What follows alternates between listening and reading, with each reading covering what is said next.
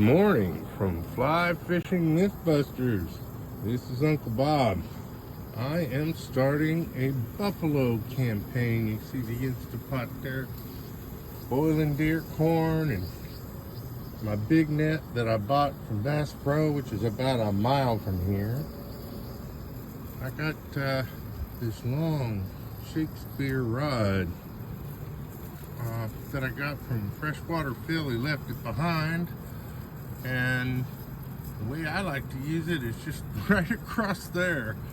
Now that limits how many people can fish here at a time, and I do have a rod holder out there that I can put it on, but when I want to stay down in the cabin near the heater, right, and that's what kind of day it is here near Dallas. It's kind of the first frosty day we've had all year, and that marks buffalo season. Now, I've got a lot of nice features I could show you in here, but one of the things I want to tell you is when you're in a slip and you have electricity, but you got an old boat like this that's used to running on, a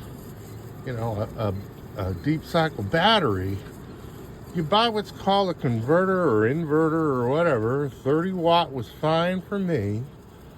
And I just installed it, hooked it up to the wiring that was DC, the old switch panel and all that. And now I got power and heat and whatever, and run an ice maker when I feel like it, or a coffee pot, or a toaster oven. And 30 watts, I can't run everything at once, including the fish finder. That takes some wattage, but I can get to where I know the combinations that work for me, along with the lights if I need them. And so this is the perfect buffalo fishing platform, and the reason is because of something unique about where I have my boat. There used to be another dock between there. Years ago, I guess. I've never seen it. I know there's a big snag out there. And I don't know, for whatever reason, it got rotten or whatever, they took it out. So I guess I'm 150 feet, maybe a little more than that, to that next dock over. That's plenty of room to cast out there and catch big carp and buffalo. Plenty of room. You do have to worry about managing the fish to the boat, and getting ready to net it and all the rest of that. And actually, I always reel up my other line while I'm fighting the fish, because these fish, you cannot control them that well. They'll zip all around here, right? And you gotta wear them out. And you don't want to tangle your other rod. That would just be a heartache. But I gotta leave you with this thought. So I'm looking at a covered dock over here, and there's one empty slot right there.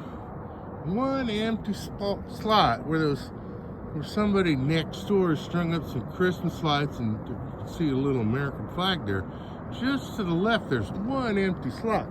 That is such perfect buffalo water. And so I don't know a lot about bass boats. Obviously, if you had a pontoon, fishing from the back would be easy. But with a bass boat, I would think you would have to turn it around, which has got to be super easy. You don't need to do it with a motor on. You just push it out and spin it with a couple of ropes. But I would want it pointing out. Of course, you'd want your electric blankets. And as far as landing a fish off the bow, I'm sure bass boats are pretty much designed for that. That's where I see a lot of the bass guys up there with their trolling motors, is at that point. So if you're paying money to keep your bass boat in a marina and you're not going to use it in this cold weather, send me a private message and I will tell you what dock that is and in what marina. And the only clue I'm going to give you, right, is it's 15 miles from Dallas, and the city of Dallas controls this lake. Bye-bye. Oh, wait, let me show you. This is typically the distance, you can see that, between docks. That might be 40 feet. So you can see I'm in a unique situation here.